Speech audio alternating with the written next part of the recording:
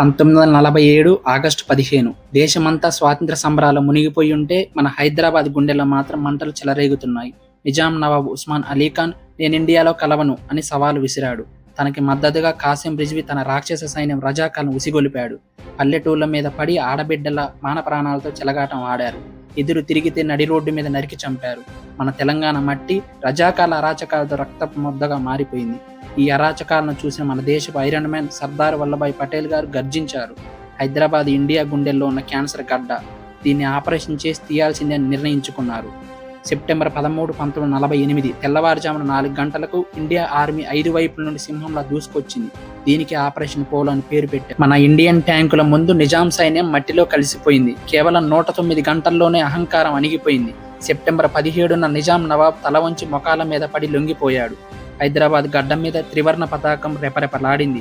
అరాచకం అంతమైంది. స్వేచ్ఛ గెలిచింది. ఇది మన చరిత్ర. మీకు కనుక నా ఎక్స్ప్లెనేషన్ నచ్చినట్టయితే వీడియోని లైక్ చేయండి, ఛానల్ని సబ్స్క్రైబ్ చేయండి.